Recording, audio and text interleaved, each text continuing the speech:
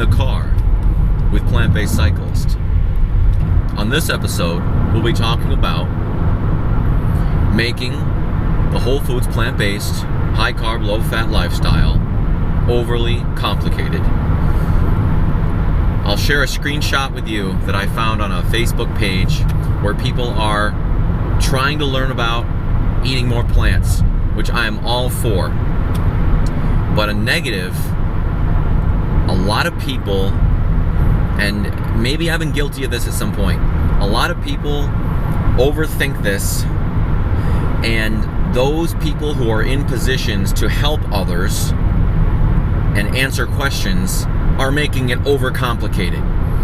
And there's a group out there that's a support group for those who want to eat along the same lines as Freely, I believe, is this banana group.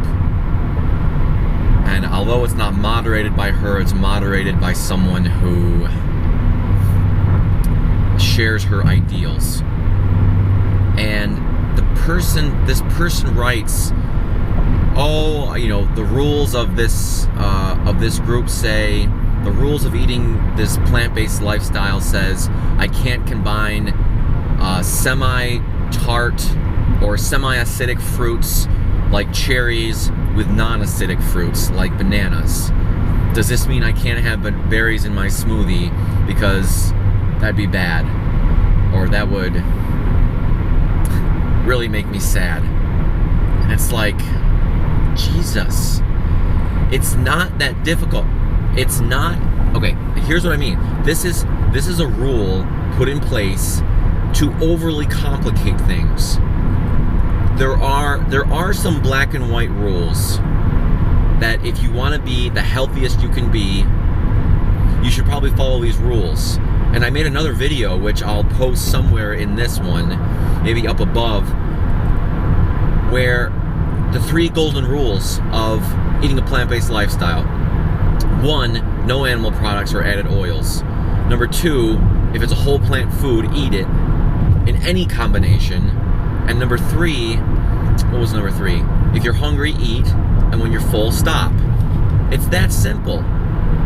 With a couple, once you learn more about this lifestyle, you can integrate other non-whole plant foods.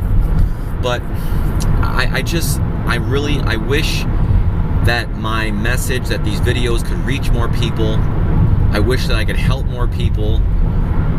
I want to be an ambassador and a coach and a leader within this movement and community. I'm not going to stir up drama to do that, though. So I wish more people shared these videos and kind of paid attention to people who are just trying to spread the right message instead of spread drama. But that's besides the point. There's no need to overemphasize, there's no need to overcomplicate this lifestyle.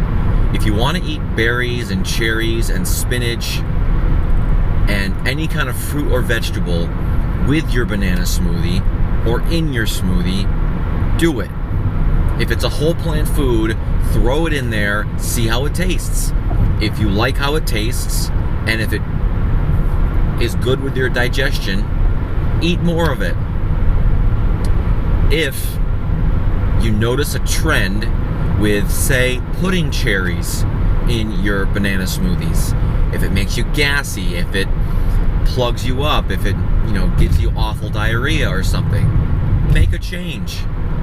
But there's no need to freak out about putting certain foods in your smoothies. Now, there isn't even a need to freak out if you slip up and you eat a dish, you go out with friends and you eat a dish with a little bit of cheese sprinkled on top, or maybe there is a little bit of meat or animal product or added oil contamination in your dish if you were to go out and eat out. That's not a means to freak out. Don't freak out about what you put in your mouth. You should be concerned, and you should be careful and be thoughtful. But, you can freak out about, once you have heart disease and diabetes, I would say that's the time to freak out. But one little slip up or one little lapse, get back on the wagon and get back at it. Strict. Focus your efforts on not worrying about something that you already ate it, you can't do anything about it. Focus your efforts on, how can I solve this problem? I found that in the last 6 or 8 years, I've gone away from, maybe I was a little bit more of a complainer, and I was more of a worrywart growing up. Now I'm more of a problem solver. I'm more of a mediator and an educator, trying to offer resolutions and solutions to problems. So, I think that's a great way to be, and not saying you have to be like me, but how can I solve this problem of, when I go out, I always eat these animal products that are sprinkled into my food? There's always a solution. So, thank you for joining me with this episode of In the Car. In summary, don't overcomplicate this lifestyle. Don't freak out about eating animal products. Just focus on how you can solve the problem. Take small steps to becoming healthier. I'm going to try to add an ending message to my movies, because I do want these movies to reach more people. Feel free, any of my movies, share them with as many people as you want. And although I am very, very, very busy, and I have a huge list of movie topics that I'd like to make, feel free to suggest any movie topics that you want me to weigh in on, whether they have to do with cycling or endurance sports or plant-based nutrition.